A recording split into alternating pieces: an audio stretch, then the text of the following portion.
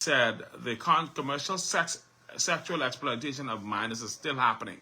This includes cases where mothers feel forced to prostitute themselves and in some instances their daughters because of extreme financial hardship.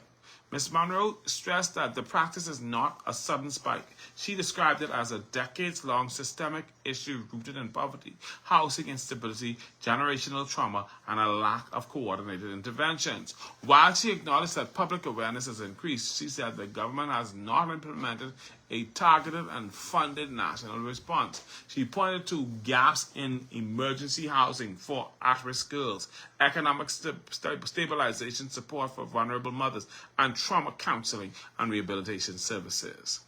Other strategies such as prevention, education in high school communities, and sustainable funding partnerships with frontline non-governmental organizations have also not been applied. So all this time, this man on top of this for a whole year about mothers prostituting their daughters, and he ain't do nothing to fix the situation.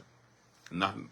In June 2025, Miles reported an uptick in cases of mothers prostituting their daughters. Some victims were as young as 14. He said the activity was carried out to pay household bills. Although no official statistics were provided, he said victims are typically between 14 and 16 years old. Lives are being destroyed before they begin to live. Before they begin to live them, he said during his budget contribution in the House of Assembly in June. While the age of consent is 16, using a minor for sexual gratification of an adult constitutes prostitution and rape, which are criminal offenses and should be reported to the police. Ms. Moore said that if the country is serious about tackling sexual exploitation, there must be action beyond the act, not beyond public acknowledgement. She said the crisis still exists, emphasizing that the time for collaborative action is now. So the government needs to do something about it. They have to do something about it. Hopefully they will get some resolution and get it done. Okay? Hopefully they'll get it done. Hopefully Miles will get this done before the election. I don't see how, but hopefully he'll get it done.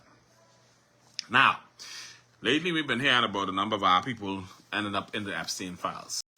They had Sebastian in there. He say it ain't true. They had Adrian Fox in there. He say it ain't true. They had Marvin Dames in there. Marvin Dames said it's true. They mentioned the Prime Minister in there. I heard nothing from the Prime Minister either. Now, in the case of Sebastian and particularly Adrian Fox, both of them are denying meeting with Epstein. But I don't see where the document says that they met with Epstein.